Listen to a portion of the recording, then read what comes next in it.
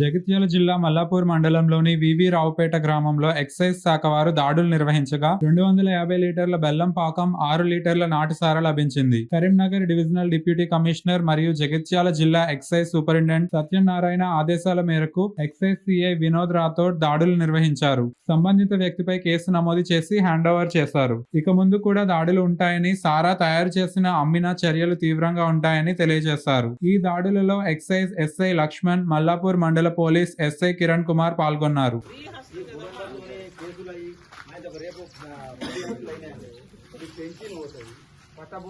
రైతు బంధు పోతుంది, వచ్చే బియ్యం పోతాయి, జీవితం వేస్ట్ అవుతుంది. రేపు మనకు ఒకటి ఏంటిది 10 లక్షల బీమా పెట్టింది కాంగ్రెస్ ప్రభుత్వం. ఆ 10 లక్షల బీమా ఏమైనా హాస్పిటల్కి పోతే 10 లక్షల బీమా ఉంది. పెద్ద హాస్పిటల్కి ఏమైనా ఇప్పుడు ఇంజురీ పెద్ద అయితే ఈఎంఐ కింద లక్షల రూపాయలు వస్తున్నాయి. అట్లాంటివి రేపు మనకి ఏమైనా వర్తించదు. ఇవన్నీ మనం నష్టం అవుతాయి. రేపు కొంతకన్నా ఇల్లు కావాలనుకుంటే ఇంకేమన్నా లబ్ధి పొందేటి అన్ని బంద్ అయితే ఒక బయట వరకు అవుతాయి. మన ఇదైతే ఏంటిది పీడియాక్ట్ అయింది బయట వారు అనుకో, రేపు మళ్ళీ దొరికితే 2 లక్షల రూపాయలు. మొన్ననే సరిగ్గా తిరుచిల్లా ఇది చేసిరు, మా చెల్లెనే వాట్సాప్ పెట్టింది. ఇప్పుడు చూపిస్తాం మీకు. అయితే ఏమైందంటే ఎల్లారెడ్డి పెట్టింది. అయితే ఇట్లాంటివి కాకుండా ఉంటే బాగుంటుంది. 50 రూపాయలు మన 50 ఒకసారి వెళ్ళాలంటే ఎంత బాగా ఉంటుంది. ఈ ఆమె ఎక్స్చేంజ్ వాళ్ళు కట్టిపించారు 50 రూపాయలు. ఇవన్నీ ఈ రేపు 1,00,000 రూపాయలు కట్టాలి. 1,00,000 రూపాయలు మళ్ళీ మనం ఉన్న ఎంఆర్ఓ మన ఎస్టీఏ కానీ ఎస్టేడ్ కంటే పెద్ద ఆయన కనిక అంటే ప్రేమగల్ల గుణమే కానీ కనికరం మాత్రం ఉండదు. ఖచ్చితంగా 2 లక్షలు అంటే 2 లక్షలు కట్టేదాకా ఇస్తాడు. సారం ఇస్తుంది కానీ ఆయన ఇస్తుంది.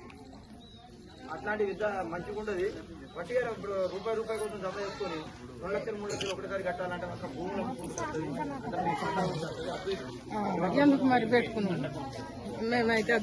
ఇదంతా మంచి పద్ధతి కాదు. వాళ్ళు చెప్పేది మన కోసమే. మనం వచ్చి ఈ రూపాయి కోసం తీసుకొచ్చి 100 రూపాయల కోసం చూసుకుంటే భూములు అమ్ముకునే టైం వస్తుంది. అది ఖచ్చితంగా జరుగుతుంది. ఒకసారి 2 సార్లు చూస్తుంది. కొంచెం గుణం ఉంటుంది, అంటే కొంచెం ప్రేమ ఉంటుంది. కానీ వాళ్ళకు కూడా చట్టాలు ఉన్నాయి.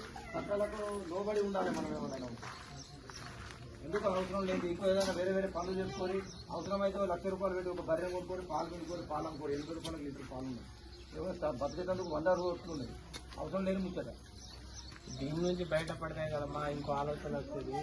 దీని నుంచి బయటపడకుండా కదా కూడా ఏమన్నా ఇంకా ఇప్పుడు మీరు మీ వాళ్ళ కంటే తక్కువ ఆ బిచ్చగాళ్ళు వచ్చి మీ ఇంట్లో నిన్నే కళ్ళారా చూసుకొని పోతే ఏమమ్మా వాళ్ళు వచ్చి మిమ్మల్ని గురువుగా చూసి ఏదో మనం ఏదో నేరం చేస్తున్నట్టు, ఏదో ప్రాక్టీస్ అయినట్టు వాడు మన ఇంటికి తాగొచ్చు. మన పిల్లగాలు ఒకటి హీరోయిన్ కంటే తక్కున్నారా? మీ పిల్లగాలు వాడొచ్చి గురువులను చూసి ఆ ప్యాకెట్ తాగి గీడె మీద తీసుకొని పోయే అంత సీన్ ఆడికి ఉందా? మనమే చక్కగా ఉంటే మనం ఏం చేయకపోతే మనం మొగోడు ఆడని చక్కగా ఉంటే 90% ఇది చక్కబడ్డట్టే. మొగోడు బయట ఎంతైనా తిరుగుతాడు కాబట్టి, కానీ ఆలోచనలన్నీ ఇంట్లోనే ఉంటాయి.